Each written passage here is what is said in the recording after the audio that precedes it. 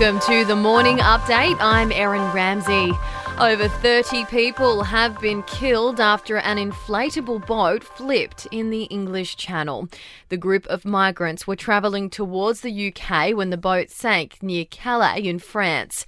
British Prime Minister Boris Johnson is calling for action now to stamp out people smuggling. Now is the time for us all to step up, to work together, to do everything we can to break these gangs who are literally getting away with murder. The Prime Minister will today introduce his religious discrimination bill into Parliament. It will be then subject to a Senate inquiry before a final vote on the legislation next year. The government believes the bill strikes the right balance in enshrining greater protections for people of faith. The World Health Organization has warned Europe is once again the epicenter of COVID, with a prediction of a further 700,000 deaths by March next year.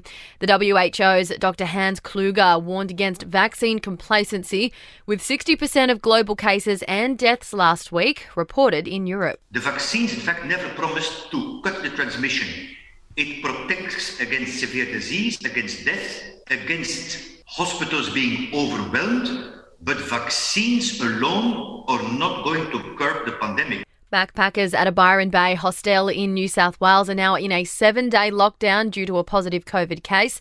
84 people have been identified as close contacts. And in Victoria, a 55-year-old man remains in custody and has yet to be charged as investigations continue into the disappearance of campers Russell Hill and Carol Clay.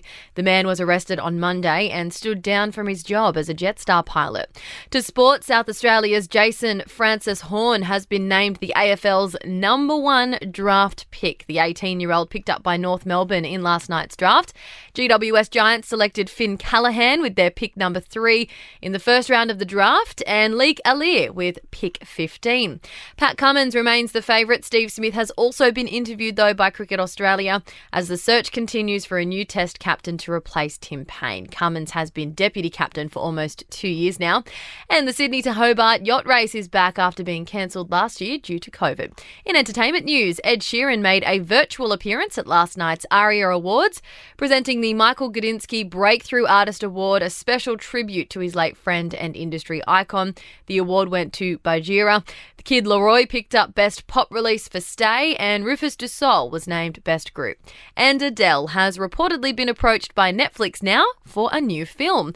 It would likely document her record-breaking comeback album 30 and upcoming live shows in London. That's your latest from the Nova podcast team. We'll see you this afternoon for another episode of The Update.